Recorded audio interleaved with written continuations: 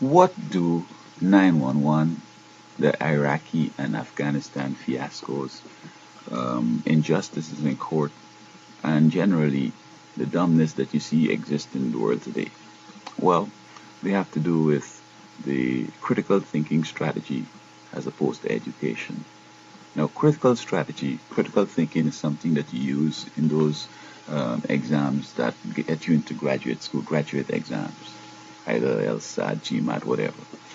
You just read a passage, and the question is based on that. You don't have to have no previous knowledge, and you have to just, see the conclusion, the premise, or the arguments the person did, and then you just make a decision on that, whether it's true or false.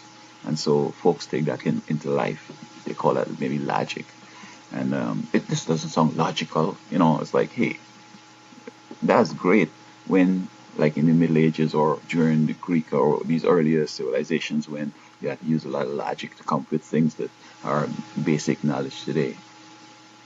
And so when we look back at 911, people were arguing for the war and they presented certain evidence and certain arguments.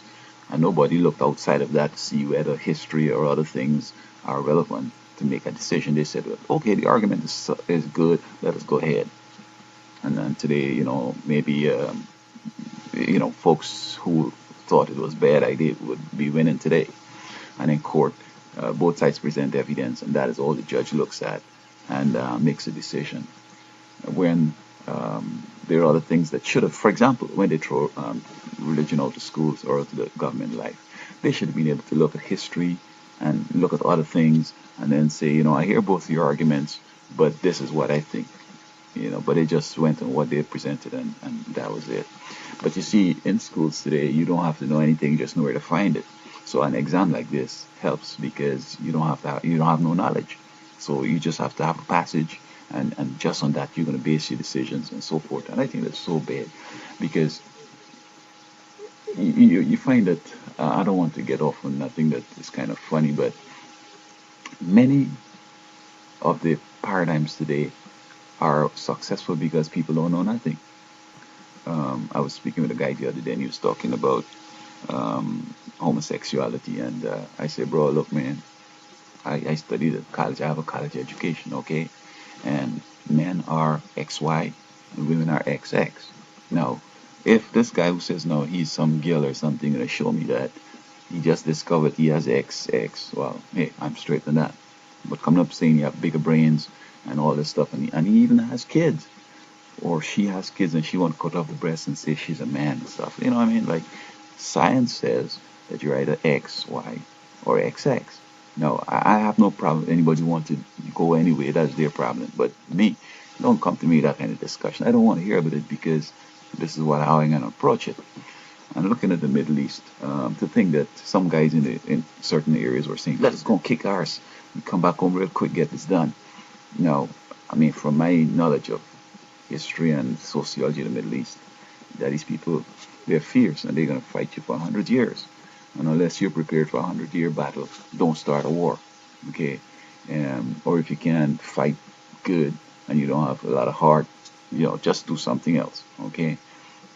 That would have been a factor that should have been sort of considered in what to do. I would have said, look, you damage all these buildings and kill all these people with pay us and everything is good, you know?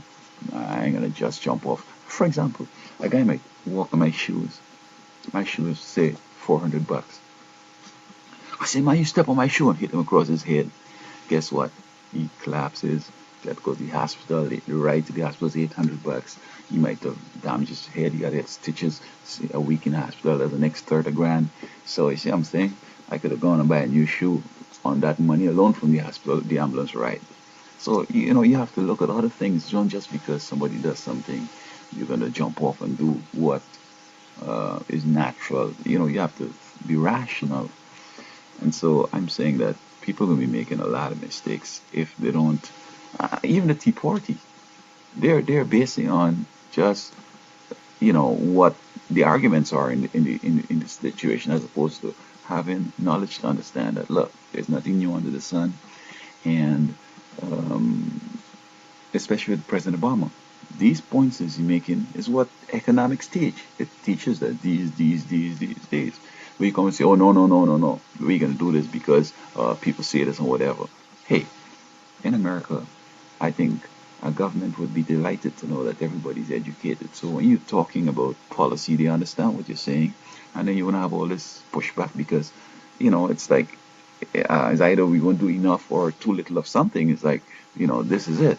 I mean, this is what the science says. But if you don't know what the science says and come with, you know what, we can do something else, like something crazy, off the wall. It sounds good. Everybody likes it. It's sexy, but look, history has not shown that this would work. And the times are not different from the historic times. Same situations. It's going to be the same thing, you see. So I think critical thinking is a part of the problem in the world, and folks need to get away from this logic and get back to knowing things.